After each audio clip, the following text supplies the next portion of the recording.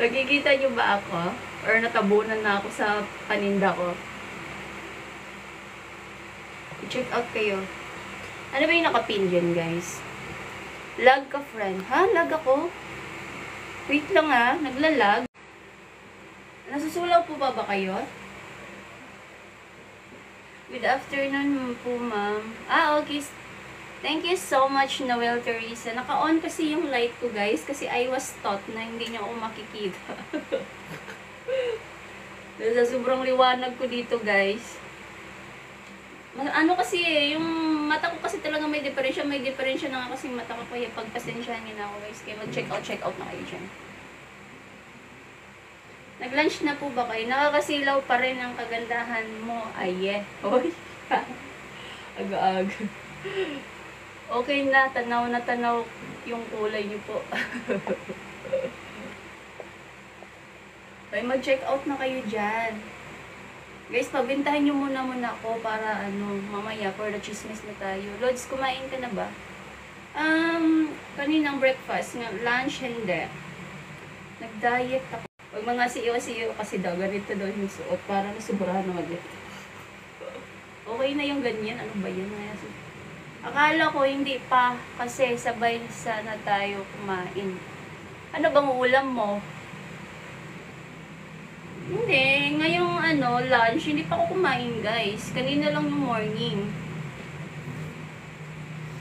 Parang sinisipon ako. Ano ba ipunas ko dito? Wait lang, guys, punas lang ako. Ano paninda mo, love? Andyan po sa yellow basket. Paano po ng yellow basket ko pa-scroll? Sinipon ako sa lamig. Ang kulit mo, Chay. Si Tim. Uy guys, at least makulit ako. Hindi naman ako nakakasakit na makulit. Siyempre, paano pa magbenta, guys? Alam mo, tahimik lang ako dito. Paano ako makabenta? Diba? Pero sa personal, guys, di naman ako makulit. Sakto lang. Kung ano ako dito sa live, ganun ako sa personal. Bakit ba? Nagpunas ng damit, ikaw nasasakan ng kulit. Ikaw nasaksakan. Ano daw?